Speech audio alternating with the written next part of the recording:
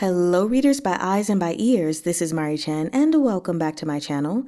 Today we are continuing with another reading of Ballad of Sword and Wine Volume 3, also known as Tang Jiu by Tang Jiu Qing or T97, and we are covering chapters 93 through 97. And I have been warned, so I am warning you, that apparently we're reaching a crescendo. So, yeah. Chapter 93. General. The embroidered uniform guard swarmed through the Xue Manor, storming along the verandas and surging inside. In every corner, the household was startled awake. The women huddled in fear as they were herded out of their rooms to assemble in the central courtyard. The embroidered uniform guard had a reputation for clandestine arrests, and in their eyes, Shan Zichuan was a man-eating predator. Xue Xiuyi swiftly dressed and stepped into the courtyard. Seeing Xue Xiujuo already standing under the eaves, he lunged forward and grabbed him, hissing resentfully, "What did you do to bring the embroidered uniform guard to our door? If you've gotten us into trouble, I'll have you disowned by the clan." Xue Xiujuo turned his head to look at his snarling eldest brother, allowing himself to be manhandled. Eyes filled with pity and indifference, he said, "The whole family shares in fame and fortune, but when misfortune beckons, one person alone bears it all. Daga, have no fear. It's still far from your turn to lead this clan." He pushed Xue Xiuyi away and walked along the steps toward Shan Zichuan. This was the second time Shan Zichuan and Xue Xiujuo had met face to face. When the embroidered uniform guard arrived, Xue Xiujuo hadn't yet gone to bed. He'd been in the study going through case files and had promptly walked out draped in an azure, wide-sleeved robe. This man had a calm and steady aura, and his scholarly elegance was not something that could be donned in a day. He was genuinely capable, something Shan Zichuan had never denied. "To what do I owe the pleasure of the Vice Commander's presence at this late hour?" Xue Xiujuo was of a similar height to Shan Zichuan, and he stood firm as he greeted him. "Had I known, I would have prepared refreshments and welcomed you at once. I received the imperial edict just this evening. His Majesty has ordered me to take charge of the military provisions case. The embroidered uniform guard wouldn't dare be sloppy with such a major case. We have already arrested Wei Huaigu." Shan Zichuan scrutinized the calligraphed couplets hanging in the main hall, not meeting Xue Xiujuo's eyes as he continued, nonchalant. "Wei Huaigu has always been friendly with Assistant Minister Xue. For the sake of clearing your excellency of any conflict of interest, the Xue Manor will be searched tonight." "I'm aware that the Court of Judicial Review is assisting the embroidered uniform guard with the case, but I am an appointed official of the Imperial Court. If the embroidered uniform guard wishes to search my estate, you'll need a search warrant issued by the Ministry of Justice." Xue Xiujuo looked around the courtyard and saw panic and confusion everywhere. "However, I can see this case is urgent, and the Vice Minister has the special prerogative to act first and report later. Uncle Xue, hand the keys to the inner courtyard to the embroidered uniform guard. Wherever they wish to search, lead them there." Shan Zichuan cocked his head. "You're certainly something. You've even prepared for an imperial edict issued on a whim." Xue Xiujuo smiled. "Of course, I must act with caution when encountering a character like the Vice Commander. It's late and chilly out. If the Vice Commander doesn't find it beneath you, perhaps you'd like to have a cup of tea with me inside. The grounds of the manor are large. By the time you're done searching, it will be time for morning court." "I'll skip it." Shan Zichuan turned slowly. "How could I accept tea from such a prominent clan? I'm not worthy of the honor. Does this mean I can expect to return empty-handed again today?" "That will no doubt depend on what the Vice Commander is looking for. If you're looking to investigate the case, then I regret to say you will. Wei Huaigu and I are mere acquaintances. We share no personal connections." Shan Zichuan fell silent. As he stared at Xue Xiujuo, that subtle feeling of being toyed with surfaced again. Qiao Tianya returned only after a long time. From across the courtyard, Shan Zichuan saw him shake his head. Shifu and Xianxiang were not here. "As they say, the wily hare has 3 burrows," Shan Zichuan said softly. "Just the fish at the bottom of the crockpot getting a momentary reprieve, that's all," Xue Xiujuo said deferentially. "You have one chance with me. Shan Zichuan stepped closer to Xue Xiujuo. Where are they? It was a moonless night, and the damp chill that came after rain pervaded the air. The men and women herded into the courtyard had covered their faces to weep. Xue Xiuyi didn't know the details, but fearing Xue Xiujuo would infuriate Shan Zichuan, he took a quick step forward and bowed with his hands clasped before him, asking with trepidation, who is your excellency looking for? We're harboring no fugitives from the military provisions case. All the people of the manor are here. Your excellency, please interrogate them as you will. We'll tell you everything we know. We won't hold anything back. Xue Xiujuo said nothing. Seeing he couldn't be swayed, Shan Zichuan said to Xue Xiuyi, I'm looking for wanted criminals of the imperial court. I've heard there's a group of prostitutes kept in Assistant Minister Xue's manor. Is that right? Xue Xiujuo's face flickered. Xue Xiuyi cried, Yes, there is. Soliciting and consorting with prostitutes are all activities impeachable by the Chief Surveillance Bureau. He's been careful to hide them, so the Grand Masters of Remonstrance have no idea. Your Excellency, please take a look. Those youths are right there. They're nothing but trivial playthings. How could they be wanted criminals of the imperial court? Noting the minute change in Xue Xiujuo's expression, Shan Zichuan shifted his gaze to the boys and girls. Do you not know the significance of Shang Yuan Villa in the recent assassination case? Everyone there is a wanted criminal. Assistant Minister Xue bought these young men and women from such an establishment without so much as a word. Why hasn't the Ministry of Justice been notified? Xue Xiujuo pushed Xue Xiuyi aside. These people all have proof of household registration. Although they came from a brothel, they're all decent, innocent people. The vice commander is investigating the matter of the military provisions tonight. This has nothing to do with him, so why are you so insistent? Their innocence will be determined after a trip to the imperial prison. Shan Zichuan glanced over his shoulder. Take them. The young people all hugged themselves and started crying. Qiao Tianya took the lead and dragged them all away. Under Xue Xiujuo's tutelage, the boys had been taught to carry themselves like the sons of distinguished clans. They were no match for the stern embroidered uniform guard. They wept and wailed as they were apprehended. Xue Xiuyi was so frightened his knees knocked together. Still wanting to say a few words to ease the tension, his thoughts landed on Xiao Zhiye. Your Excellency! Bracing himself, Xue Xiuyi choked out. Since this matter concerns Li Bei, then why not ask what his lordship thinks? If something really is wrong, then by all means, go ahead and take Xue Xiujuo away. Sorry. Oh, gosh. Xue Xiujuo suddenly took a few steps forward to block Qiao Tianya's way, bellowing. Even on the case, the embroidered uniform guard still must follow proper procedures. Vice Commander Shan, before you detain my people, I want to see an arrest warrant from the Ministry of Justice. Take them away. Hand on his hilt, Shan Zichuan forced Xue Xiujuo to take a step back. If you want an arrest warrant, I'll give you as many as you want tomorrow morning. Shan Zichuan! Xue Xiujuo flung his sleeves back. I'll impeach you for abusing the power of public office to settle private grudges. Go ahead. Submit the memorial for impeachment tonight. Shan Zichuan's tone turned frosty. These people are now in my hands. I'll kill one for every day I don't see Xianzhang. Take a guess. How long will it take before I reach your precious pupil? You wouldn't dare. Xue Xiujuo flew into a rage. Qiao Tianya was already dragging the prisoners away, their cries increasing in urgency. He grabbed Qiao Tianya's arm to hold him back. By arresting innocent commoners, all of you are accessories to crime. What the hell kind of case are you investigating? Stop! Get in my way again, and I'll start right now. Shan Zichuan's thumb pushed his blade out of its sheath to reveal the cold glint of steel. The moment he saw Shan Zichuan reach for his blade, Xue Xiuyi was so seized with terror that he fainted where he stood. Cries of, "Eldest Master!" rose from the surrounding servants as they hurried to help him up. Xue Xiujuo, who was being hauled backward by several guards, watched helplessly as the embroidered uniform guard shoved all the students up onto the wagons. Shan Zichuan! Xue Xiujuo gripped the arm blocking his way, his composure all but gone. Eyes bloodshot, he spat relentlessly. You dare to kill him! You dare to kill him! You bloody-minded tyrant! You aren't worth being Xianshang's student!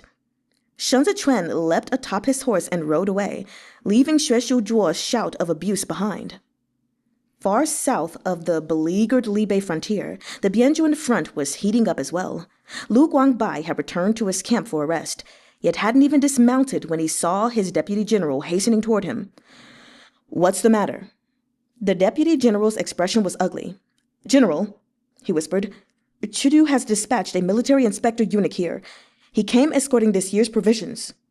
After a moment of silence, Lu Guangbai slid out of the saddle, removed his helmet, and lifted the curtain to enter the tent. A eunuch was seated in the very center, dressed in the python-patterned robe that showed off his status in a wide-brimmed official's hat. When he saw Lu Guangbai enter, he made no move to rise and pay obeisance. Lu Guangbai set aside his long spear. "Gonggong has certainly traveled a long way. Surely you're in need of a rest. I've ordered the men to tidy up a tent." Ying Shi was a recently promoted eunuch, but he had connections within the palace. He knew his masters had never looked kindly on the Lu clan of the Bianjuan commandery, and thus he also looked down on Lu Guangbai. When he deigned to reply, he said, "This place is remote and barren, and staffed by clumsy oafs. How would they know how to serve their betters? The general needn't go to such trouble. I've already taken a look around, and that tent is so dark and filthy, it's to be uninhabitable. I sent some men off to Tang Jiu Qing to buy some timber. I plan to build a residence here. I have to stay for half a year." Lu Guangbai wasn't good with words. He knew military inspector eunuchs were always this pretentious, and couldn't be bothered to make any more conversation. He unfastened his arm guard. With the removal of that iron skin, pus and blood dripped onto the ground. Ying Shi covered his nose in horror at the sight of this. How did it fester like that?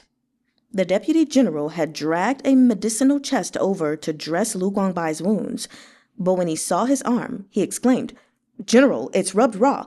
We have to get the army medic to take a look." Lu Guangbai motioned for him to shut up and felt for the dagger strapped to the side of his thigh. He sat and poured alcohol onto his wound, then held the dagger in the candle flame until it was searing hot. The deputy general rushed to hold back his sleeve for him. Ying Shi had never seen someone so ruthless with her own body, and his hands and feet went cold as he listened to the sound of festering flesh gouged out. Lu Guangbai sprinkled medicine over the wound and held his arm out for the deputy general to bandage it up for him. "The horsemen are tricky," he said as the deputy worked. "Without a deployment order from on high, we can't pursue them beyond a certain range, and we're too busy fighting to bother with flesh wounds when we're locked in attrition battles." Lu Guangbai braced his hands on his knees and looked back at Ying Shi. "Did Gonggong come with the military provisions?" Ying Shi swallowed his nausea and nodded. Lu Guangbai rose. "I'll go take a look." Without another word, he stepped out of the tent with his deputy general and strode toward the provisions. The rest of the men who had escorted them had already left. Lu Guangbai made his way into the granary and opened one of the bulging burlap sacks. When he saw the provisions within, he frowned. He reached out to grab a handful. It was all damp and moldy rice. "General," the deputy general said, "it's not just poor quality this time. The quantity is pathetic too. We have 20,000 men in the Bianjuan commandery, and our troops are deployed every day to engage in constant small skirmishes. We're more mobile, and therefore eat a lot as well. The amount we need to fill our bellies is far greater than the stationary garrison troops of Qidong's other 4 commanderies. This bit of rotten grain won't even last until autumn." Lu Guangbai let the rice stream out of his scar-covered palm. "Secretariat Elder Hai has always looked out for us. Last year's provisions were all allocated in a timely fashion. Why short us this time?" The deputy general's chest heaved. He opened his mouth several times to say something, but pressed his lips shut over his words. "If you have something to say, say it," Lu Guangbai said. "What's this? Spit it out." "General." The deputy general was indignant. He stepped forward and grasped a handful of the rice, his voice breaking with emotion. "They gave us less. Why? Obviously because they were in a hurry to ship to Libei. Fucking hell! So this Libei armored cavalry are all good men and loyal soldiers, while the garrison troops of our Bianjuan commandery are undeserving bastards? Oh, man. Those court officials have always fawned over those at the top and bullied those at the bottom. They step on you at every opportunity. But we're fighting a war out here. We're putting lives on the line. How could they play favorites? What issue have they taken with our Bianzhou and commandery? We're dirt poor, yet they skimp everywhere they can. I asked the men who escorted the supplies what we're supposed to do in autumn. And they say the imperial court told us to play it by ear and figure it out ourselves. Play it by ear? Fuck them to hell and back. The deputy general clenched his fists. Qidong's military provisions were reduced by half and supplied to Libei, but the other commanderies aren't actively fighting, and they have military fields to eat off of, while we've got nothing but air and hot sand. Once autumn arrives, the horses of the 12 tribes of Bianxia will be fat off the grass of the steppe, and it will be even harder for us to fight them. With this meager supply of grain, Not a word more, Lu Guangbai bellowed, cutting off the deputy general's tirade. Lu Guangbai stood for a long time in the darkness. Eventually, he peered at the starry sky outside the granary and rasped, "I'll think of a way." The beacon towers of the Bianzhuan commandery stood in silence above the rolling terrain. The night sealed off the light of the sky like muddy water obstructed a drain. Lu Guangbai didn't enjoy the prestigious reputation according to the other 3 great generals. He was like a stubborn rock stationed at the edge of this vast desert, enduring the weight of oppressive pressure from 3 directions until it had chipped all his natural smoothness into sharp, jagged edges. The members of their Lu clan had died one after another, leaving only Lu Guangbai to inherit Lu Pingyan's spear. Lu Guangbai was not a particularly clever man. He was unlikable. He came late to his fame and had none of the natural talents granted to Xiao Jiming and Qi Juyin. He was Lu Pingyan's youngest and stupidest son. And yet, with those meager qualities, he had held the Bianzhuan commandery aloft after Lu Pingyan's retirement. He maintained a tight grip on the strategic passage through which the Bianxia horsemen repeatedly attempted to advance and overwhelm them. He had no shifu. He was a general who had learned his craft by following in the footprints of Lu Pingyan, tumbling through the desert sands. He treated others with sincerity and was riddled with scars. All that night, Lu Guangbai didn't sleep. He sat on the dirt slope before the camp, hugging his spear, racking his brain for a way to resolve the military provisions shortage. Qi Juyin had jurisdiction over the 5 commanderies, but she had long emptied her own private savings, coming to their aid over the years. He couldn't ask her for help this time. His old man at home was still ill, and he couldn't very well ask Lu Pingyan to drag his sick body from door to door, begging for a loan. When the deputy general got up in the middle of the night to relieve himself, he saw the lonely silhouette of Lu Guangbai's back. He thought to go over and tell the general to rest, but before he could approach, he saw Lu Guangbai bend over and reach out to touch the earth at his feet. His head, thus lowered, stayed down for a long, long time. Chapter 94. Raging Waves. Shan Zichuan moved quickly. Wei Huaigu was sent to prison and placed on trial, while Yang Cheng from the Provincial Administration Commission of Juexi was also apprehended by the Embroidered Uniform Guard. This was a major case in the first year of Tianchun, and the entire court of civil and military officials watched with rapt attention. It didn't take long for the imperial prison to wring a confession out of Yang Cheng. Wei Huaigu had been reselling military provisions since the 4th year of Xiande. Using his position as the Minister of Revenue, Wei Huaigu would buy provisions from Yang Cheng each time they were dispatched. He then sold them at a higher price to Si Hongxuan, who transported the stolen military grain via a number of land and sea routes to the 6 prefectures of Zhongbo and even across the sea of Xuhai, making an enormous profit off the harvest while letting the common folk of Juexi bear the land tax for the fields. Shan Zichuan looked through Yang Cheng's confession. "You've been running this operation of yours for a long time. Did your conscience suddenly awaken that you decided to expose Wei Huaigu through the relay report?" Yang Cheng, who had already spent several days in the imperial prison, hung his head. "They filled the gap with moldy grain this time. It's not just a matter of money anymore. Libei is fighting a war. Once sent, this grain would become the poison that kills our soldiers at the frontier. I was afraid something bad would really happen to the heir of Li Bei. Only Yang Cheng, Shen Zichuan, and Xiao Chiye sat at the table. Cloaked in shadow, Xiao Chiye spoke up.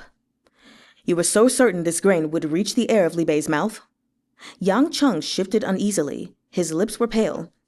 I was just afraid. I may be greedy, but I'm no murderer. Don't be afraid. Shen Zichuan cast a glance at Xiao Chiye and softened his tone.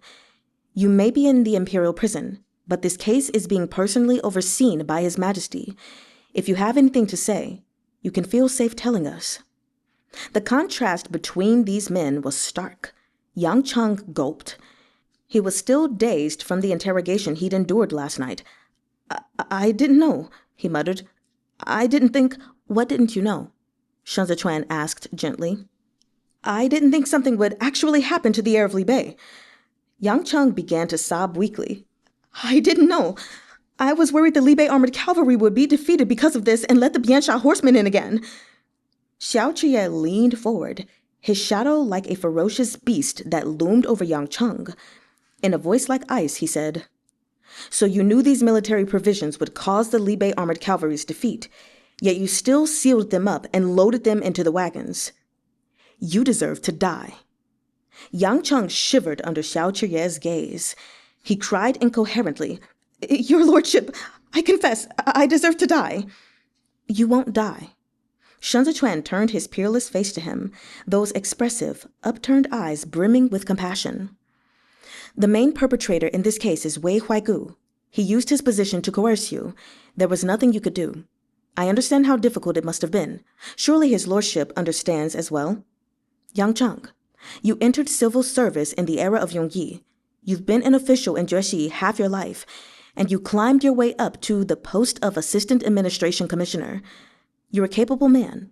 All your past reviews prove this. Now that Jiang Qingshan has left Jueshi to take charge in Zhongbo, the position of the Provincial Administration Commissioner will be vacant. Based on age and experience, you would have been the first candidate considered by the Ministry of Personnel. Your future should have been bright, yet you forfeited everything for a few coins. Was it worth it? Hunched over the table, Yang Cheng's shoulders shook. I heard you grew up in Baimazhou. Your family was poor, and you lost your father when you were just 6. Your mother raised you and your siblings all on her own. She spent more than half of her life working herself to the bone to send you and your brothers to school. She lived to see you become an official and set up your own manor, yet you went and committed such a grave mistake. Shen Zichuan's tone was gentle as he said, From today onward, she'll be left alone, forsaken. I hardly dare mention the scorn and curses she'll endure following this case. How could you be so heartless? Yang Cheng burst into helpless tears.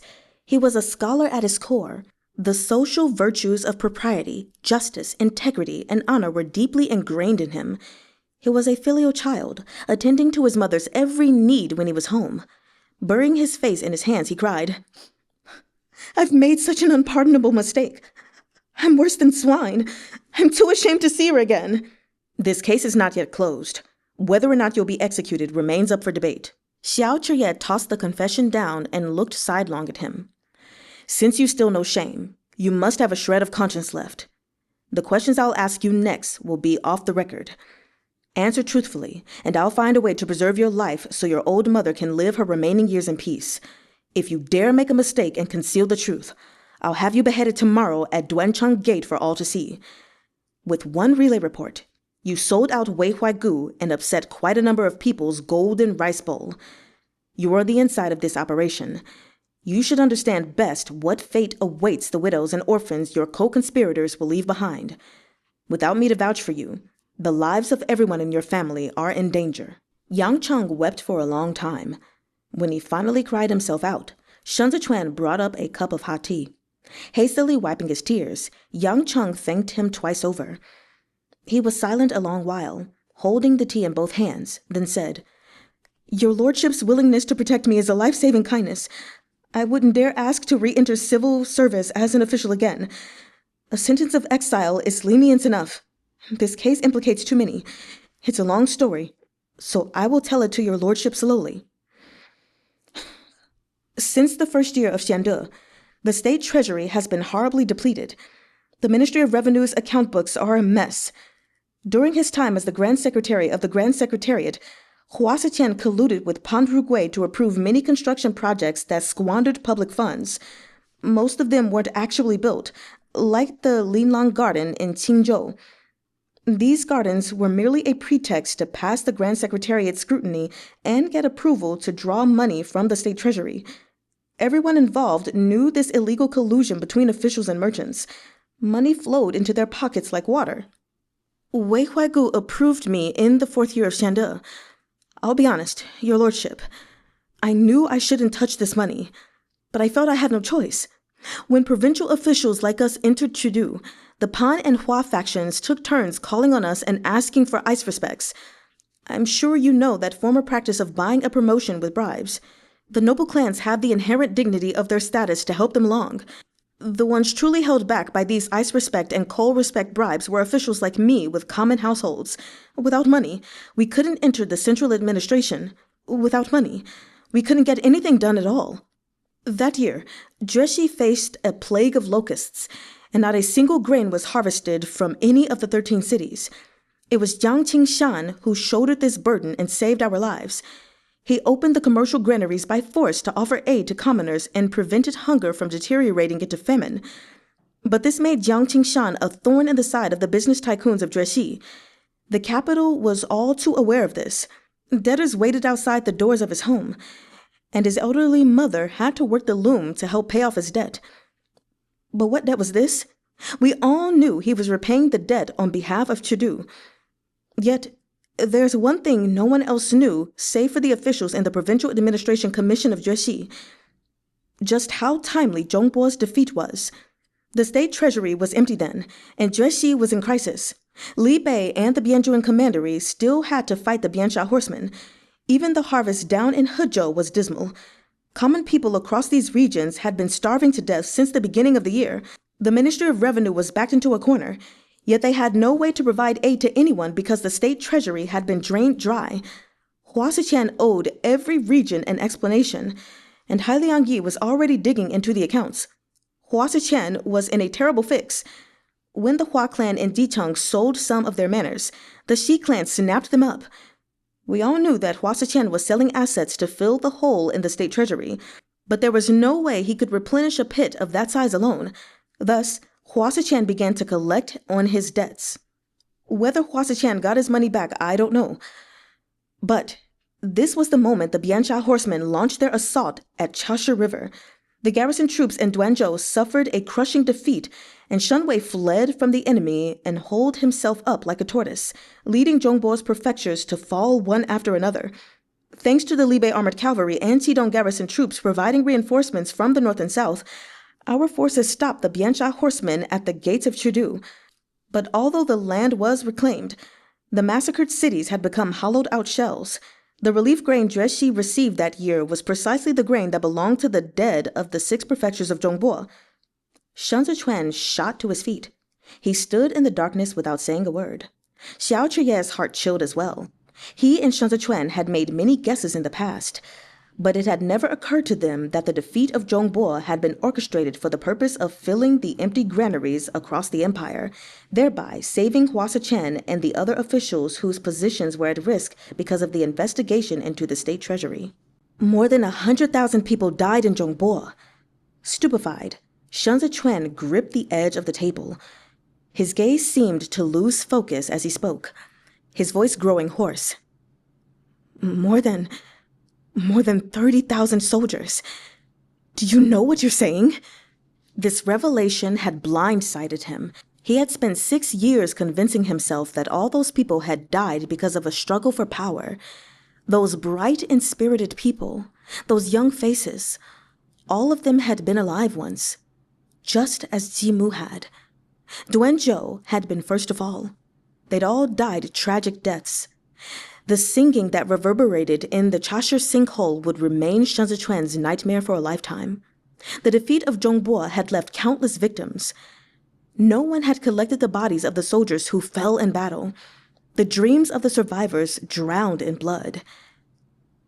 Under the weight of this oppressive atmosphere, Yang Cheng wrapped his arms around his head. The substitution of the military grain terrified me this time. Zhongbo had troops to come to its rescue, but Li Bei's only reinforcements must come from Luosha Pass.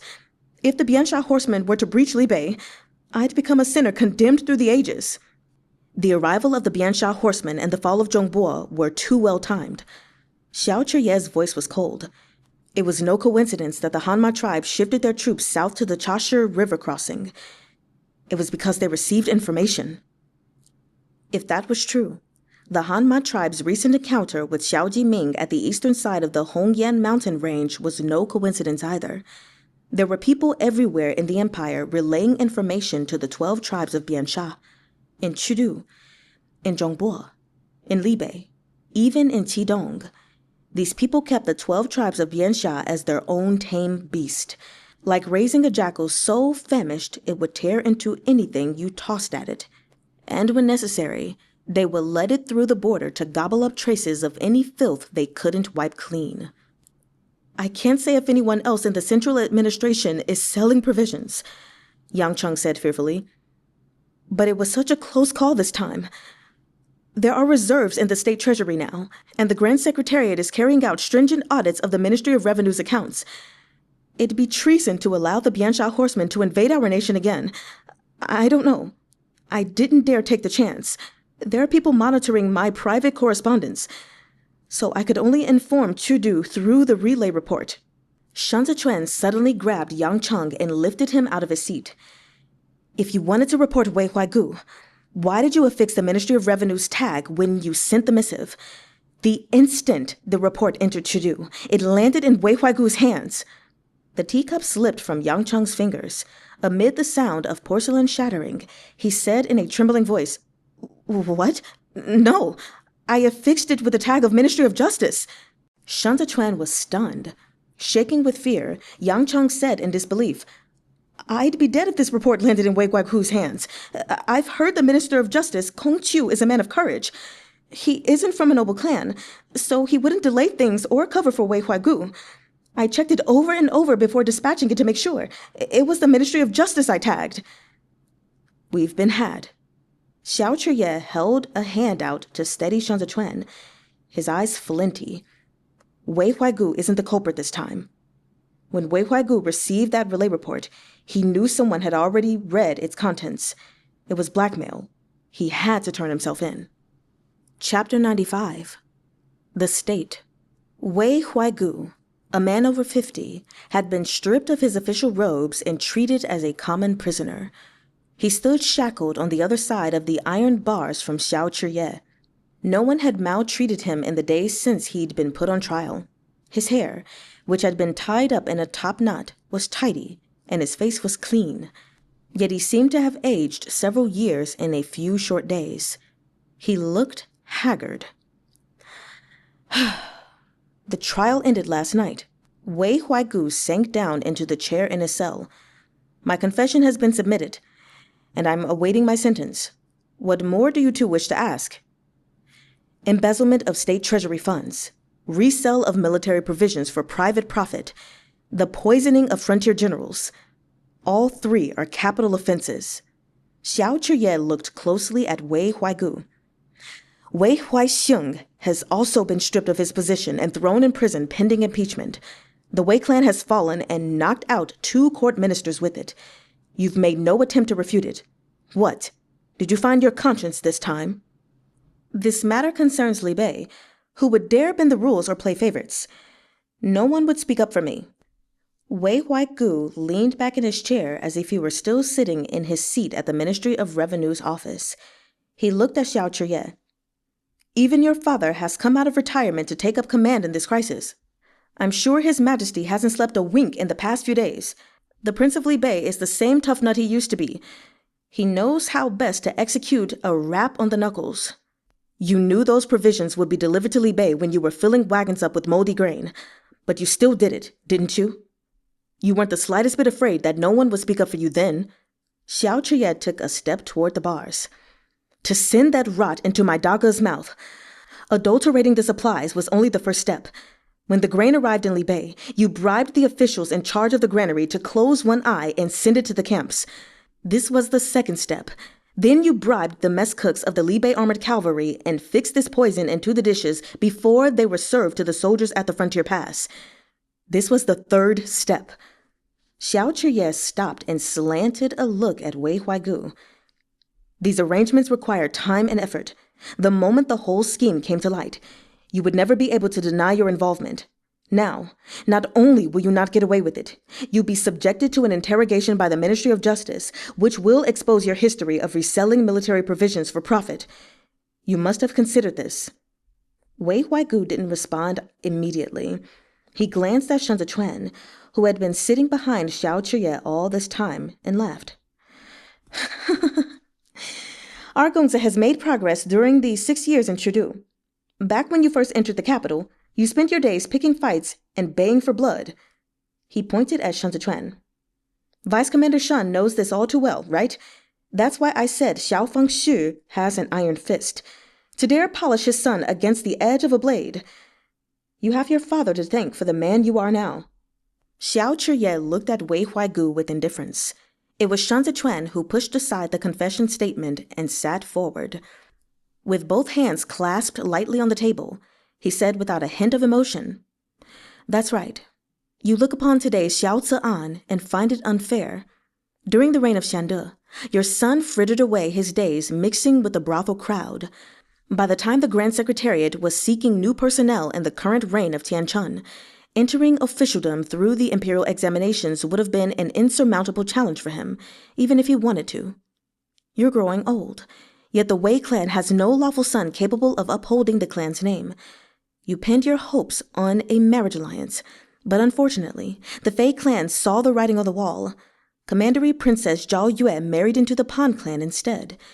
As the Minister of Revenue, you repeatedly demoted and relegated newly appointed officials to remote regions because you feared being replaced by up-and-coming talents. Today, the Wei clan appears to sit at the height of power, but in reality, it's a lovely vase full of water that's about to spill. With your death, you will have sealed the Wei clan's fate." Touching his shackles, Wei Huaigu said, "The influence of any clan is like a tide. Its rise and fall are merely facts of the world. They who thrive one moment may decline the next. All this is predestined. There's nothing I'll regret when the time comes for the Wei clan. For as long as our great Zhou has existed, it has gone through changes with every generation. Only the 8 great clans have abided unchanged. My death will ensure the Wei clan's survival." "Will the 8 great clans truly remain unchanged?" Xiao Chiye said. "The internal strife between the Xi brothers led to the end of their bloodline. They have no descendants from either the principal wife or any concubines. From now on, the Xi clan will be a shadow of itself. It's only a matter of time before they are squeezed out of the political arena." Wei Huaigu laughed. "As long as the Xi clan exists, they're still in the game. Today you kill Xi Hongxuan, hoping to cut apart the Xi clan's family fortune, yet you can't bear to give up the Xi clan's businesses. You'll have to continue relying on their people to keep things running. So tell me, is the Xi clan really dead? They've merely lost a helmsman. This is a temporary predicament. As long as their lady of the house still controls the businesses under the Xi clan's name, then when she finds someone she fancies in the future, all he has to do is marry into the family and change his surname. Their child will bear the name Xi. These will be the new lawful sons that will continue the Xi clan's legacy." Candle wax dripped like tears onto the table. The night was coming to an end. It was deathly quiet outside. Wei Huaigu stood up, like a teacher leading a discussion. "There's one question I've always wanted to ask Xiao Fangxu in person. It seems I won't have a chance now, so I can only ask you. Xiao Chiye, your father came from humble roots. He experienced his share of hardship on the frontier before he finally surmounted the sea of suffering to gain his own lands and title. You all claim to have broken the shackles of the noble clans, but it's been 30 years now, and Li Bei and the Xiao clan have been a single, inseparable entity. He came to have sons, too. You and Xiao Jiming are both lawful sons born to the principal wife. To avoid disputes between sons of lawful and common birth, he refused to take a concubine or remarry when his wife died. He turned you and Xiao Jiming into the only choices for leadership over the Li Bei armored cavalry. Is this any different from the impenetrable fortress built on the inception of a noble clan? You walk the very same path as us." After a moment of silence, Xiao Chiye answered him. "You think this way because you can't comprehend that there are people in this world willing to be bound by love. My father never remarried or took a concubine because my mother was the only one in this life with whom he was willing to exchange vows. He established the tactics and arms of the Li Bei armored cavalry. He understands this force better than anyone else. This cavalry is his third son, one that's even more important than my brother and me. All along, the only ones who have seen us as the only choices for the Li Bei armored cavalry are people like you. My presence in Chudu does not put a collar around the Li Bei armored cavalry, only around Xiao Fangshu and Xiao Jiming. There's one thing you still don't understand. My father has indeed set up an impenetrable fortress around the position of the Li Bei armored cavalry's commander. But this isn't a barrier of iron meant to safeguard the status of a noble clan. Rather, it's a hurdle to be cleared, a test of whether one can truly lead the Li Bei armored cavalry against the ceaseless incursions of Biansha, can bear the ravages of fire and ice. 30 years ago, Xiao Fangshu was the man who overcame this hurdle and bore the weight of this responsibility. 10 years ago, Xiao Jiming did the same. Today, if someone else is able to break through, has no fear of hardship and suffering, and is willing to be forged and tempered in the same way, then that man shall be the new commander of the Li Bei armored cavalry." How honorable and dignified you make Xiao Fangshu out to be. But in reality, the Xiao clan has monopolized military power in Li Bei for 3 decades. The look in Wei Huaigu's eyes was mocking. That's simply because the 2 men who have consecutively borne this weight happen to be surnamed Xiao. Xiao Chiye's eyes seemed to blaze with an almost blinding brilliance. In the dim light of the prison, it was as if he was both Xiao Fangshu and Xiao Jiming, as well as the fiery pride of all 3 men of the Xiao clan kept hidden beneath their armor. "You call my father a king wolf, but there is no hierarchy of blood lineage in a wolf pack. As long as you can defeat us, you can lead us. Everything the Li Bei armored cavalry has today, it has earned. And someday—" Xiao Chiye's voice came to a stop, but Shen Zichuan knew what he wanted to say. He wanted to say that someday, when he returned to Li Bei, he would also partake in a fight among wolves. As long as he could defeat his challengers, he would become the 3rd king wolf. The pride and willfulness of the Xiao clan sustained itself fearlessly against opposition. This was Xiao Fangshu's soul, and he had instilled this spirit in both of his sons, as well as the Li Bei armored cavalry. "Do you know why the Qi clan, who similarly guard our frontier and holds military power firmly in their family hands, has never faced the same hostility from the noble clans?" Wei Huaigu met Xiao Chiye's eyes and said mildly, "Because the Xiao clan were all born with a rebellious streak. This pride of yours is precisely the cause of Chudu's distrust in Li Bei. And do you know why the noble clans will never truly fall? Because we know when to bend instead of break. We seize the opportunities presented to us. The Li clan is the root, the foundation, of Zhongbo. We surround it, see it bud, and let it grow. We take turns, and we give to one another. We are the soil that sustains Great Zhou, the land that supports you under your feet, the sky you look at when you raise your head. All the stability you enjoy comes from the noble clans holding our nation together. Those who threaten this stability are our enemies. 26 years ago, the crown prince of the Li clan led the Eastern Palace in an attempt to destroy the status quo. How naive. The crown prince didn't understand that once the noble clans collapsed, the Li clan would wither too. That was why he was doomed to die. Hua Siqian may die, as may Xi Hongxuan, and so can I. But it's merely our bodies that perish. The noble clan behind us is that sky and earth. It can't be overthrown by human hands alone. Nobody can defeat us. How many years has it been? Yet the only scholar from a common household to have ever broken through our ranks in the imperial court and posed a risk is Hailiang Yi. He laid low for close to 30 years, waiting patiently. He's at the top now, but does he dare turn the world upside down without careful consideration? He revitalized the imperial college and promoted scholars from common households. Every step he takes is cautious, because he knows using brute force to knock us aside will be the ruin of the empire. But he's already old.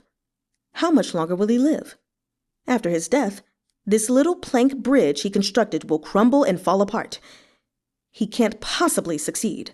Wei Huaigu burst out laughing. He gripped the bars and looked at Sun Zichuan. Qi Huilian led the Eastern Palace, charging forward like a sharp blade and refusing to compromise with us. He thought he could change the world, but he ended up causing the death of the crown prince. These so-called geniuses should reflect on their shortcomings.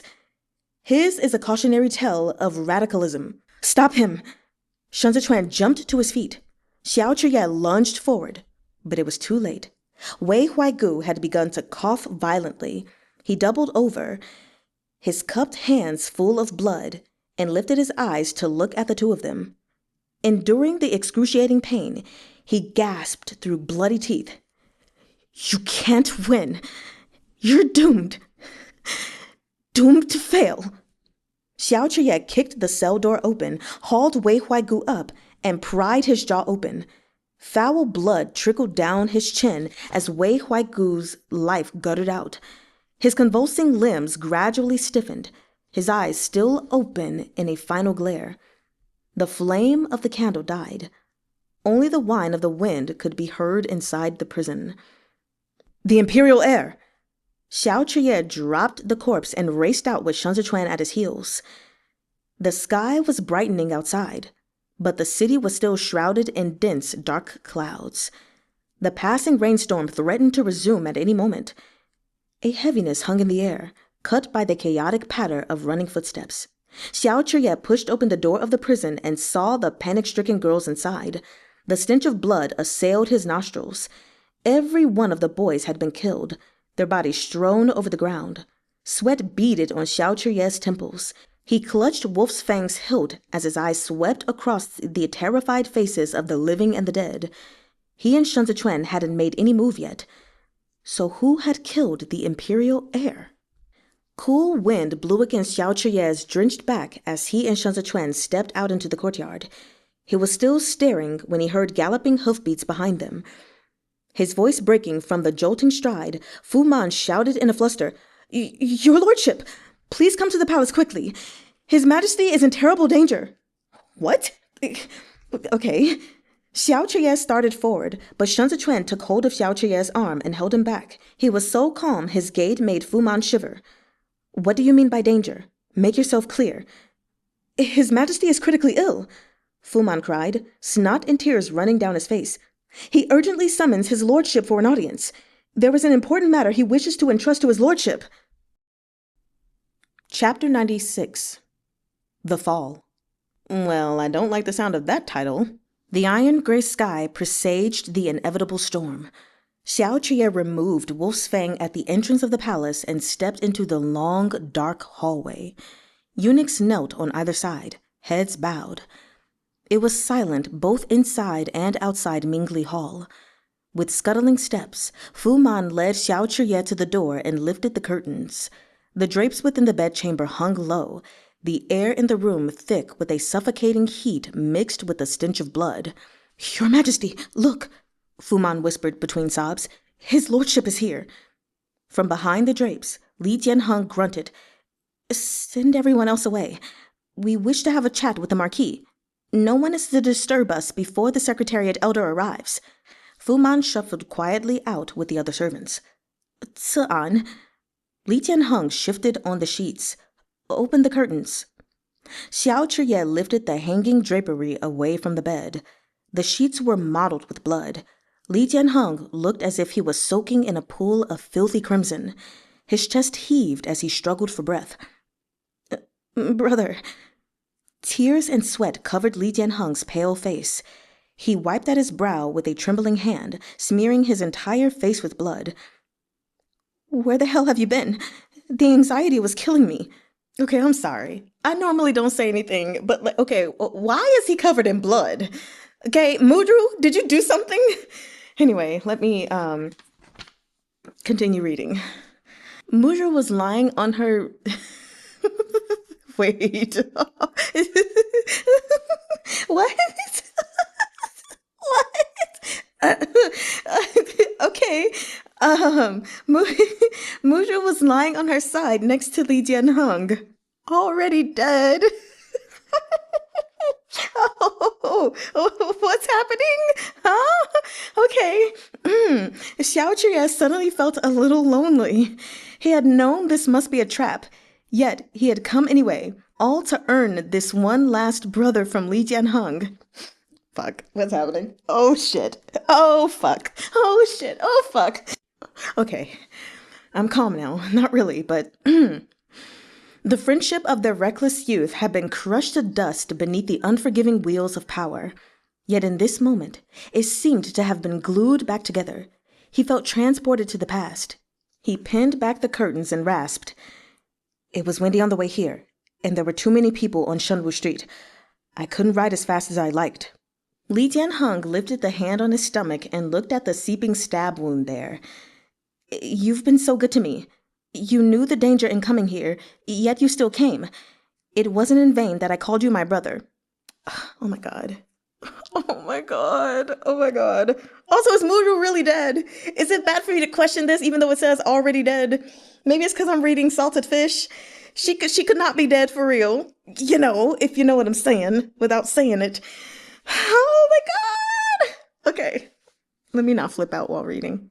Xiao Chuye dragged over a chair to sit and look at Li Jianheng, his throat bobbing several times before he could speak. I told you a long time ago she wasn't a good match for you. But I liked her so much. Li Jianheng dazedly rubbed the blood between his fingers. And I thought she liked me too. Fuck. So, this is how much it hurts to be stabbed. Xiao Chuye scrubbed his hands over his face and propped his elbows on his knees.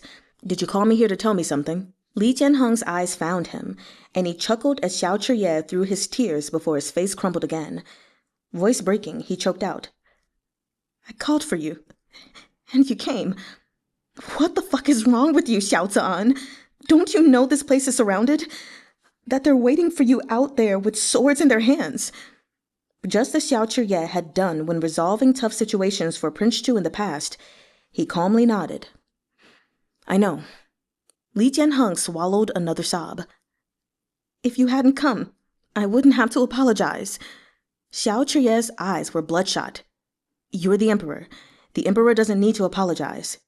Li Jianheng pressed a hand to his wound and shook his head, tears coursing down his face. Brother, I really wanted to be a good emperor. Just a few days ago, I was memorizing classics. Tell this to the Secretariat Elder on my behalf when you head out. You're the emperor. Tell him yourself. That won't do. Gasping and hoarse, Li Jianheng said, I'm the emperor. I can't go myself. It's too humiliating. He's a loyal subject. Tell me, why am I so stupid? I really did want to call him my second father. And I'm scared. Scared that after I die, both of you will be stabbed too. How can you leave this life behind when you're such a scaredy cat? Xiao Chuye croaked. Li Jianheng gestured weakly. Imperial brother is waiting for me. I'm afraid he's going to scold me again. I've let him down. Xiao Chuye snorted a laugh. That's all you've got? Li Jianheng's breathing was shallow. He pursed parched lips again and again. I've let you down too. I didn't stick by you. We were both in situations we had no control over. I really regret it. You should go, Zan. After you leave here, just go. Get on your horse and go home. My hands are empty, but it would be embarrassing if I didn't give you something. Xiao Chuye rubbed his face again. Li Jianheng raised a finger and pointed toward the wall. He muttered, beginning to slur. That bow. It's the one you helped me obtain from Imperial Brother. But, fuck, I can't draw it. Take it with you. The wolf pup should stay in the grasslands. Your thumb ring must have gone rusty by now. I don't want it. Xiao Chuye rejected him heartlessly. That's your family's conqueror bow. But you're a conqueror. Li Jianheng's voice had thinned to a whisper. He gazed at the bow. In my next life, don't Don't bring me here again. I want to be a swallow of our great Zhou, nesting under the eaves of abundance." He fixed his eyes quietly on the conqueror bow and didn't move again. The wind shook the drapes in the bedchamber. Seated on that chair, Xiao Chuye listened as muffled thunder crashed outside and torrential rain roared down. What? Oh my God. Not after I just said, oh my God.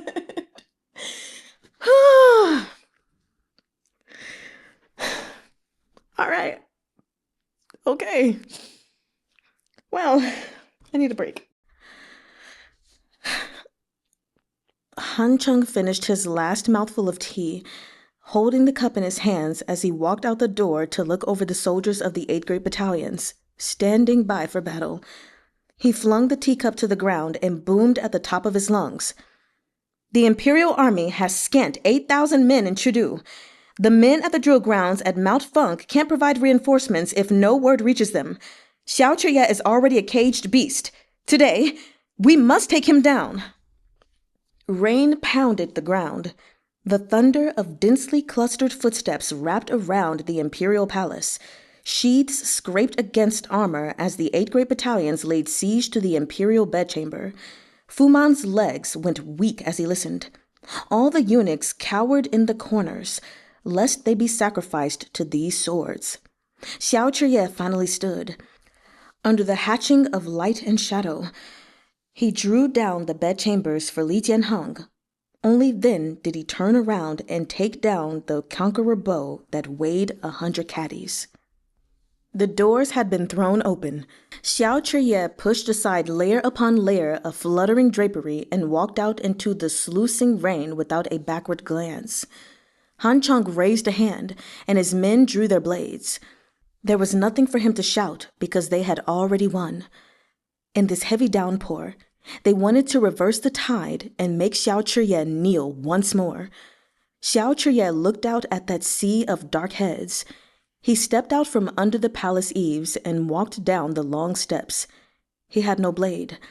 By the time the rainwater wiped away his indifference, he'd collided with a crowd. He held the conqueror bow out before him to block those blades, pushing the wall of soldiers back with an unrelenting, indomitable aura that drowned even the roar of torrential rain. Outside the palace, Shan Zichuan spurred his horse forward, the embroidered uniform guard and Imperial army behind him like a scarlet serpent as they crashed through the palace gates amid the flash of blades, surging toward Mingli Hall. The entire palace had been locked down, the heavily armored soldiers prepared for siege. Everywhere was pandemonium. The din of battle filled the air, and the rearing horses turned the fighting into a frenzy. Ignoring the sea of people, Snowcrest charged straight for Xiao Chuye, who used the momentary opening to swing into the saddle and catch Wolf's Fang as Shan Zichuan tossed it over. Xiao Chuye drew the blade. "Chudu is not the home I dream of. I'm going home today. Whoever dares stand in my way, I'll kill him." With that, he tightened his grip on the reins and drew blood with the first brandish of his blade. The rain battered their faces as Xiao Chuye carved a bloody path through the crowd. The battlefield spilled from the interior of the palace out onto the streets. Realizing he'd lost his advantage, Han Chung shouted, "Guard the city gate to the death! We can't let this treasonous spawn who has slain his own sovereign escape!" But the 8 great battalions were no match for the Imperial army. Even if they bested them in numbers, they feared death. And so the fearless troops of the Imperial army forced them back and back again. By the time they arrived, the city gate had fallen. Blade in hand, Shan Zichuan climbed up the city wall first, dispatching anyone who stood in his path. He called for his men to open the gate, and that tightly shut door lifted with a rumble. Beyond the curtain of rain was the home Xiao Chuye had spent 6 years longing for. Han Chung turned back and shouted, "Bring him! Hurry!" Xiao Chuye's horse had already shot through the open gate. He raised a hand, motioning for Ding Tao to lead the men toward the drill grounds at Mount Fung. They had to take the 20,000 men from the Imperial Guard with them. In that crush of soldiers, he wheeled his horse around and spread his arms wide toward Shan Zichuan atop the city wall. In a deep, ringing voice, he called out, "Lanzhou, come with me." But the embroidered uniformed guard stood tall and still. In the heavy rain, Shan Zichuan held firmly to the battlement. He gazed at Xiao Chiye on the other side, as if to take in the whole sight of him. The 8 great battalions had regrouped to pursue the imperial army out of the city gates. At that moment, the suspended city gate let out a muffled groan, as if straining under its own weight. The iron chain swiftly recoiled, and it came crushing down with a thunderous clang. "Cian." Shan Zichuan raised his voice, the words gentle even through the hissing rain. "Go home." Yo, I'm sorry. I'm still just worked up over Li Jianhong's death. I just can't. Oh my God. Okay. Xiao Chiye felt as though his heart had plunged into icy water. He gripped the reins hard, already spurring his horse back toward the city as the city gate slammed into the ground with a resounding shake. Its bulk trapped the pursuing soldiers from the 8 great battalions within the city and shut Xiao Chiye out. Like a beast enraged, Xiao Chiye howled, "Shan Zichuan!" Shan Zichuan didn't look at Xiao Chiye again. He turned to regard Han Cheng and the densely packed soldiers from the 8 great battalions. Han Cheng looked away and spat. "Shan Zichuan!" he snapped. "You've ruined my plans!" "Do you think you deserve to call yourself a member of the embroidered uniform guard?" Shan Zichuan looked down at him, his tone frosty. "Since Ji Wufan, the embroidered uniform guard has been heroes of indomitable spirit and clear conscience. Yet today, you laid a trap and conspired to murder the Son of Heaven. Han Cheng, it's only right that I kill you." Han Cheng threw his head back and laughed. "Who do you think you are? The last descendant of the Shun clan? I treated you well. I guided and supported you over and over. And this is how you repay me? Here, bring that man over and show him to Vice Commander Shun." Who? 2 soldiers at last appeared, driving a disheveled Qi Huilian before them. I don't like where this is going. Oh, God. Okay. I feel like I'm gonna have to prepare myself to cry some more. He collapsed in the rainwater and cursed, "Treacherous vermin!" Han Cheng reached down and yanked at his chains, spurring his horse forward and dragging Qi Huilian through the street. He pointed at Qi Huilian and called up, "Haven't you been looking for him all this time? Here he is, Shan Zichuan. Come and get him." "Traitor! Scum!" Qi Huilian was boiling with fury as mud smeared his face. Taking the paleness of Shan Zichuan's face and the darkness in his eyes, Han Cheng sneered. "Your eldest brother was the heir of Jianxing. I remember the Biansha horsemen dragged him to his death just like this. But there was no love lost between you. So, it didn't hurt you then. Does it hurt today, now that it's your teacher's turn?" "Han Cheng!" Shan Zichuan spat Han Cheng's name through clenched teeth. "You went to such trouble to hide Xiansheng from me. What do you want?" "He was initially of great use," Han Cheng called back, then turned hostile. "But you let Xiao Chiye go and ruined my trap. You're no longer useful to me, and neither is he. If you want to save him, kneel down and kowtow to me. Admit your mistakes. If you kneel and address me as father thrice, I'll spare the both of you." Shan Zichuan took a step forward. "Deal." "Bullshit!" Qi Huilian lifted his head from the muddy water.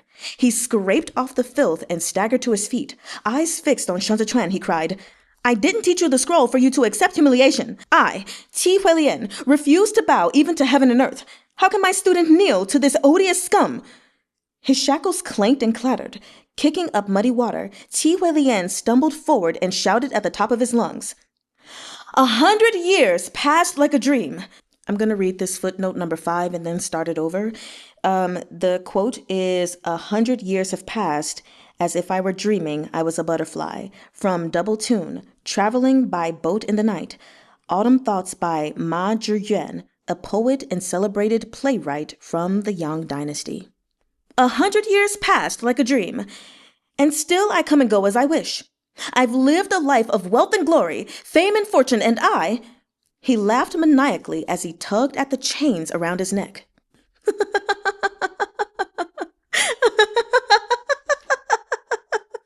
I have laughed at all the heroic figures throughout the land. No other talent surpasses me in the world. Who could compare to me, Ti Huilien? I am the renowned top scholar from Yuzhou.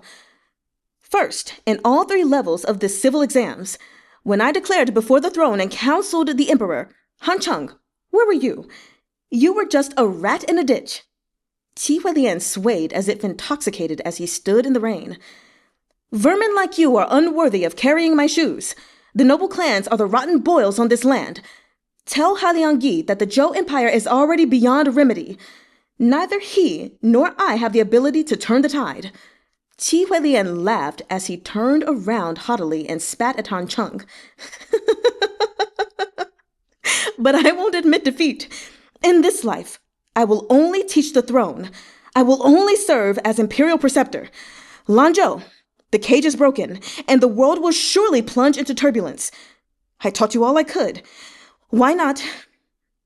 With his back to Shanzichuan, Ti Huilien choked with silent sobs. The downpour drenched him to the skin. But it couldn't douse the fervor that had blazed all his life. For 20 years, he had called for the crown prince. Yet in this moment, it was Shanzichuan he couldn't bear to face. Why not overturn this rotten sky and earth and create a world you can call your own? Lanzhou, go. Don't look back. Xianxiang will shoulder the burden of those 30,000 wrongfully perished souls on your behalf. Don't be afraid. Have...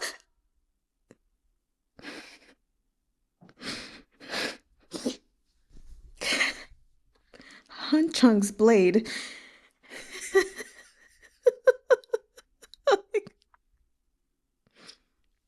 Han Cheng's blade sank into flesh, and Ti Huilien's blood spattered in the rain. He toppled onto the ground. He toppled onto his back. Gazing at the steely clouds overhead, he murmured, "Have no fear."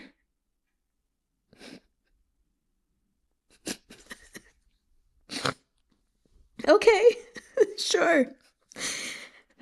Thunder shook the skies. Shanzichuan fell to his knees. He sat, dazed, allowing the torrential rain to batter him. As the silence stretched, his mask shredded to pieces. He let out the first howl of despair in these 6 long years. No sanity was left in his reddened eyes as his hand found Avalanche's hilt and drew the blade. Han Cheng! He hated this sky and earth to death. He loathed these faces to death. Shanzichuan pushed himself up off the ground. Avalanche flashed through droplets of rain, flinging blood into the crush of soldiers rushing toward him. He killed one, then another. He strode over those bodies without hesitation, like a beast abandoned. His blade opened throats so fluidly it appeared as a stream of quicksilver, leaving blood spraying across half Shanzichuan's face. He stumbled forward, as if lost. Blood ran like tears across his cheeks. Retreating again and again, Han Cheng bellowed, "Kill him!" Raindrops burst apart in the wind. In a flash, a long arrow buried itself in the ground before Han Cheng. Really? Is it the arrow I think?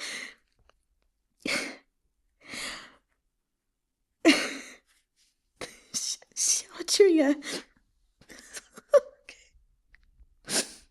Oh my god. Xiaochuya swung down from the city wall.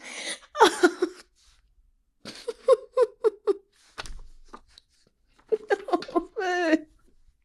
I'm so sorry, y'all. I just can't.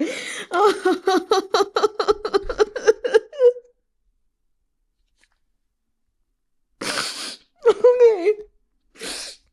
I'm gonna pull it together. Xiao Chuye swung down from the city wall on a length of iron chain, kicked a man down, and ran him through with a flip of his hand. Leaving the corpse skewered before him, he swiftly used it to block the flashes of fresh blades. When he extracted Wolf's Fang from the corpse, the man's blood had soaked both his palms. Xiao Chuye dragged Shan Zichuan back with one arm and whistled. Meng spread his wings and dropped.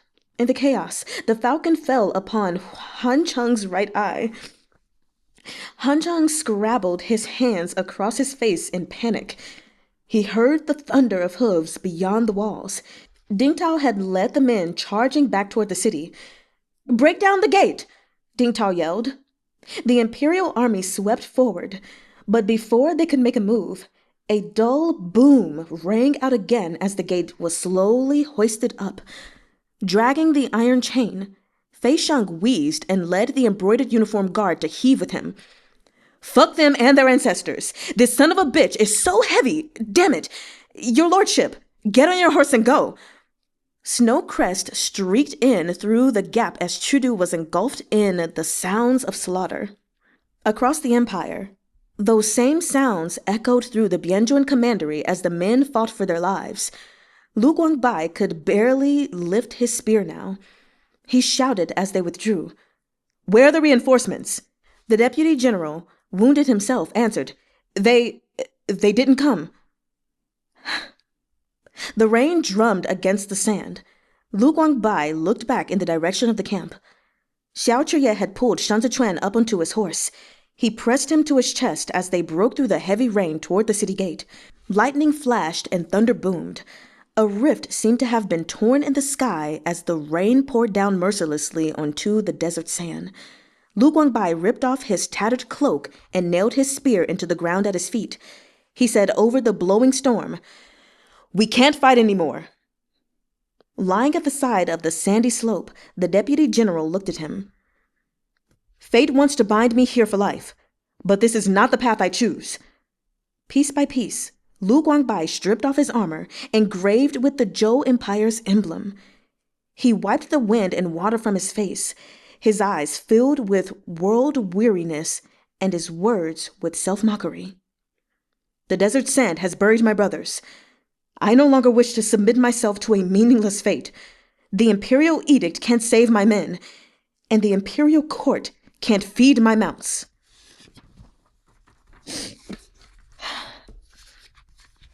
Xiao Chuye galloped out of Chengdu, countless soldiers of the 8 Great Battalions in pursuit behind him. They charged ahead, tearing through the dark and rainy night. "I'm no longer willing to lay down my life for this cause." Lu Guangbai closed his eyes. Blood trickled down his fingers and soaked into the yellow sand. His throat bobbed. When he opened his eyes, they were dim and heavy. Rain had washed the blood on Shan Zichuan's cheeks away. Sobs of grief escaped his throat. In this sorry escape, he'd forsaken all his past obedience to those who held power over his life. Like a sharp sword, the company pierced through the downpour. Lu Guangbai washed his hands clean in the rainwater and once again picked up his long spear.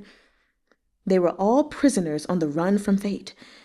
They had once been willing to stay shackled, but the rainstorm had toppled the great edifice of the state, and its collapsed debris rushed toward them like floodwater. Onward, onward. Lu Guangbai's voice rang over the desert. "I want to scale that mountain. I'm going to fight for myself."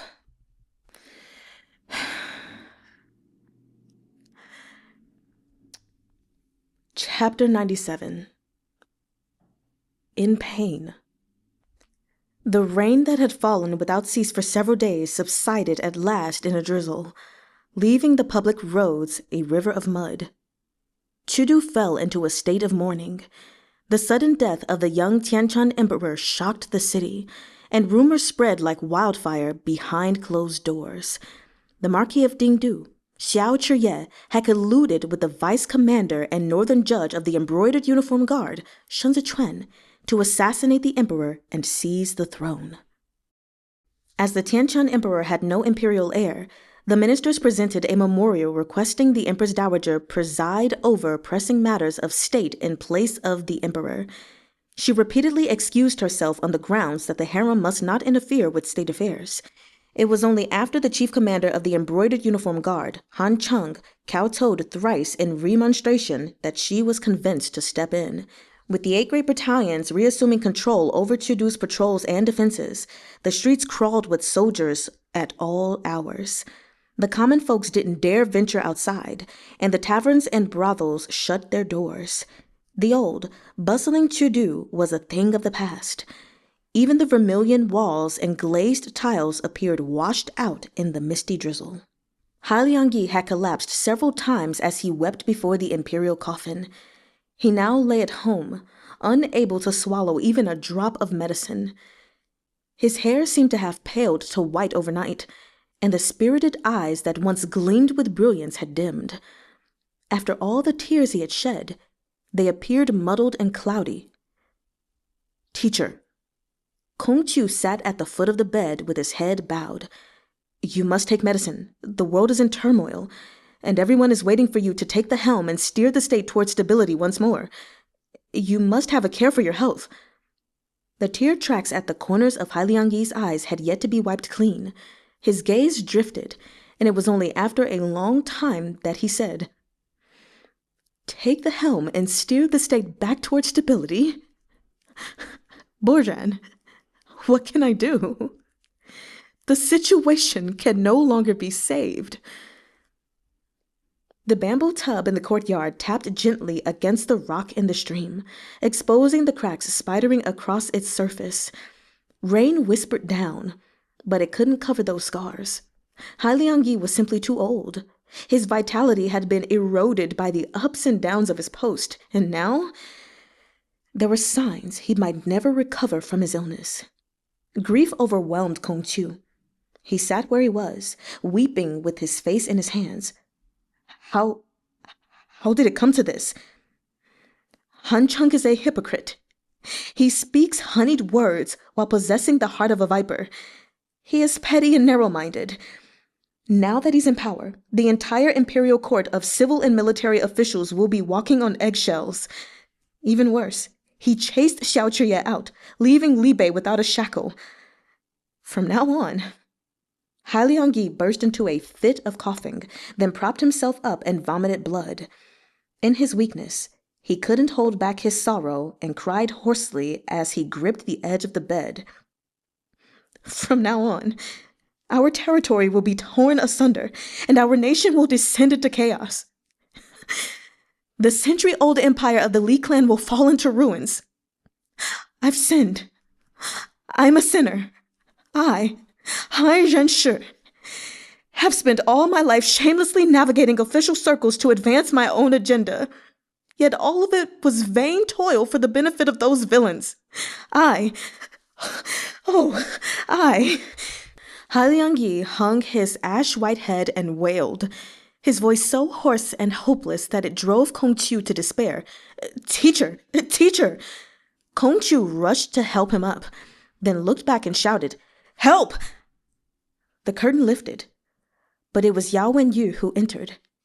When he saw Han Liangyi, he knelt at once at the footrest with no regard for the filth and took his handkerchief to wipe away the tears and blood for his teacher. He instructed the attendant to draw water and rinse the handkerchief, then helped Han Liangyi lie down. After speaking a few soothing words, he softly spoke to Kong Chu. "Your Excellency, may I ask you to wait outside, please?" Hastily, Kong Chu retreated. At long last, Han Liangyi's cries subsided. With the bowl in his hand, Yao Wenyu personally fed his teacher medicine. It was only after Han Liangyi was asleep that he lifted the curtain and stepped out. Kong Chu looked as if he wanted to speak, but Yao Wenyu motioned for him to follow the attendant to the main hall while he made his way along the veranda to a back room for a change of clothes. When Yao Wenyu reappeared, he asked the attendant to serve tea and sat in the lower position to Kong Chu's right. "My apologies for keeping you waiting, Your Excellency." For a moment, Kong Chu held the teacup in silence. "Teacher has no son. It's a comfort to have you here taking care of him. I shouldn't have said so much to upset him. Although teacher is ill at home, he's still concerned about state affairs. Even if your excellency hadn't brought it up, it's difficult for him to dismiss them from his mind. Crying is better than bottling it up in his heart. Yao Wenyu held the teacup and stirred it a few times before saying, "The situation as it stands is volatile. Teacher won't have long to rest, anyway." Kong Qiu sighed. He knew Hai Liang Yi treated this young man as his own son, so he didn't hold back. "His Majesty passed so suddenly. We were already in a disadvantageous situation. The Han clan has established control of the military in Chudu, and the Empress Dowager has established control of the government. After this incident, what will become of Li Bei?" Yao Wenyu was fair by nature and looked no different from the porcelain teacup in his hand. "At this point, we must begin to discuss countermeasures. Han Chung is the chief commander of the Embroidered Uniform Guard. If he wishes to overstep his authority and take the reins of government within the Grand Secretariat, his only recourse is to request that the Empress Dowager issue an imperial edict. Wei Huaigu ingested poison and committed suicide over the military provisions case. The vacancy he left in the Grand Secretariat will need to be filled. Even so, all the important affairs of the imperial court must still be deliberated over and endorsed by the various ministers under teacher." Setting down the teacup, Kong Qiu asked humbly, "But the Empress Dowager is presiding over state affairs, and any changes in the Grand Secretariat are subject to her approval. If she issues a change of personnel and allows Han Chung to enter, what should we do?" Yao Wenyu smiled. "Putting the Empress Dowager in charge of state affairs is a desperate measure to begin with. Her surname isn't Li. How long can she convince the masses she's acting on behalf of the Son of Heaven? Set aside everyone else for now. What's crucial today is the Qi clan. Although Tang Jiu Qing cares little for government affairs, the Qi clan's reputation for loyalty rests firmly on her shoulders. She will never allow the Empress Dowager and Han Chung to commit outrage in Chudu. The Empress Dowager will want to win her over. She won't cross the line just yet. Rather than worry about the Empress Dowager's attempt to stuff the Grand Secretariat, Your Excellency ought to worry more about Han Chung's next steps." "Han Chung has made every effort to ingratiate himself with the Empress Dowager," Kong Tu said. "He has succeeded. In my humble opinion, it's just the opposite." Yao Wenyu looked out toward the misty rain outside. "Right now, it does seem Han Chung has gained the favor of the Empress Dowager, but if we considered the bigger picture, I'd say it's instead the Empress Dowager who's thrown her lot in with Han Chung. She's only risen to power again currently because the Emperor has no heir. The imperial court cannot be without a master, and because of the paucity of options, everyone has compromised and made concessions. But the Zhou Empire must have a new Son of Heaven, and thus her grip on power is temporary. In contrast, the military power Han Chung holds in his hands is the real deal. The fact that he dared lay a trap for Xiao Chuye and Ming Li Hall shows clearly that he has another card up his sleeve. He has little to fear." "You mean..." Kong Qiu was shocked. "Han Chung is an imperial heir?" Okay. Yao Wenyu sipped his tea. The Guangcheng Emperor often stayed nights outside the palace. Perhaps another imperial heir exists, perhaps not. But the way things stand, even if Han Chung doesn't have a true imperial heir to put on the throne, he will use every possible means to create one. Kong Qiu's heart went cold. Han Chung has men and horses in the 8th grade battalions, and the Embroidered Uniform Guard answers to him as well. The officials in the capital all have their families to think of. They might not be willing to clash with him if it really comes to it. If he shoves someone up on the dragon throne to rule the imperial court, He trailed off. Yao Wenyu changed the topic. "Has the imperial army already passed through Dancheng?" The imperial army had indeed passed through Dancheng, but they had yet to reach Zhongbo. Xiao Chuye raced the entire way, but the soldiers and horses needed rest. Eventually, they had to make camp. Shen Zichuan had fallen gravely ill, plagued by both his old ailments and fresh despair. He seemed to be conscious, yet out of reach. It was as if he was trapped in a mire of nightmares, engulfed once more by rainwater and filthy blood. Since the pox, Xiao Chuye had privately suspected that Shen Zichuan had never fully regained his health. The medicine he had consumed in his younger years had turned into latent poison that sickened his already weak body. Xiao Chuye didn't dare take chances. As soon as they stopped, he went looking for a physician. Shen Zichuan's thoughts were thick and slow, and there was a dreadful roaring in his ears. He heard Xiao Chuye's voice as he lay on the pillow, yet he also seemed to hear his teacher's final shouts. In his brief moments of wakefulness, he imagined he was still in Duanzhou. He smelled familiar dishes, as if the person hovering just outside the door was his Shiniang, Hua Pingting. But he dared neither move nor look. He had seemed to possess everything, yet he still had nothing to his name. He thought he had killed that weakest part of himself, that his mortal flesh would shed no more tears.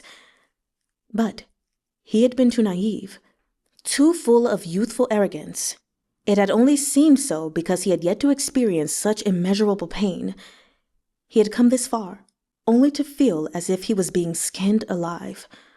Xiao Chuye drew Shen Zichuan into his arms. The nape of his neck, which once radiated seduction, had turned deathly pale. Face ashen amid dark hair, he looked like a cloud in the night. Xiao Chuye stayed at his side, holding him so tight it hurt. "Are you cold?" Xiao Chuye whispered. After a sluggish pause, Shen Zichuan nodded. He turned his head, pressing his cheek against Xiao Chuye's. The heat of it breathed the warmth of the living into him. He reached out in the darkness to stroke Xiao Chuye's arm around him, feeble and slow. Xiao Chuye flipped his palm and found Shen Zichuan's hand, interlacing their fingers. All the warmth in him he gave to Shen Zichuan. His chest was the most searing. It pressed against Shen Zichuan's back, as if he could dissolve Shen Zichuan with its heat. He sheltered Shen Zichuan in the circle of his arms, permitting no one else to get close. He clumsily licked at Shen Zichuan's wounds. This was his way of healing. He didn't want this person to be in pain ever again. Qiao Tianya has gone to look for Shifu. Shen Zichuan's eyes were dark and bruised. When will he be back? Soon. Xiao Chuye squeezed Shen Zichuan's hand. Soon. I can't wipe the blood clean, Shen Zichuan said. We've embarked on a path of carnage. We don't need to be clean anymore, as long as we're together. Shen Zichuan pressed his thin lips together. He paused, as if he had forgotten what he wanted to say. Listening to the sound of the rain outside, he closed his mouth again. Xiao Chuye pinched his cheeks to open that tightly pursed mouth and asked, What did you want to say? Shen Zichuan tried to turn his face aside, refusing to let Xiao Chuye look at him, but Xiao Chuye's grip was iron as he asked once again, low, What did you want to say? Shen Zichuan's face was pale under his gaze. His lips parted several times, but he couldn't bring himself to speak. Xiao Chuye gazed at him steadily. It seemed an endless time later when he finally heard Shen Zichuan sob. It hurts. Xiao Chuye cupped Shen Zichuan's cheeks. Shen Zichuan looked as if he had slipped backward into childhood. Tears streamed down his face as he repeated, It hurts. It hurts. Over and over, lips quivering. Stroking Shen Zichuan's hair, Xiao Chuye wiped his tears with his thumbs. Where does it hurt? Tell me. Shen Zichuan broke down and wept, his shoulders trembling. He was overwhelmed by his grief, as though venting all these years of anguish in one night. Yet he was so foolish. He didn't even know where he was hurting, only that he couldn't endure the pain any longer. He numbly let Xiao Chuye wipe his cheeks as fresh tears brimmed in his eyes. There was nothing left of the machinations that had suggested immaturity beyond his years, only raw pain. Xiao Chuye rolled over and pulled Shen Zichuan into his chest, giving Shen Zichuan a haven to shed his mask without being seen. They clasped each other tightly, and Xiao Chuye listened as Shen Zichuan cried himself hoarse. He was like a small, abandoned animal, like a battered child left broken and bleeding. The fabric at Xiao Cheye's chest was gradually soaked through. He caressed Sun Zitran's hair, answering again and again. It won't hurt anymore. I promise. Lanzhou will never hurt again. How nice that would be. Okay. That's the end. All right. I'm gonna close this book. I was not expecting to be obliterated today. Oh,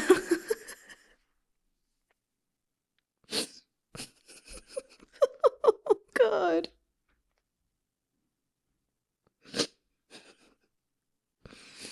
Everything that I wanted to say at the end of this video, I can't.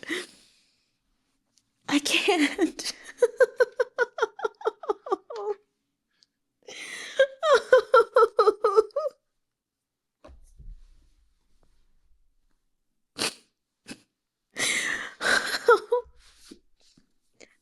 I warned him. In book 1, I warned Sun Zitran to not say that nothing could hurt him ever again. I said, you're asking for something tragic to happen. And what did we get? Fuck. All right, y'all. I hope that this reading was I don't know, a form of entertainment for you, even if it's painful entertainment. I hope you enjoyed today's reading. I'm just gonna go lie down and cry for a little bit longer because what the actual fuck?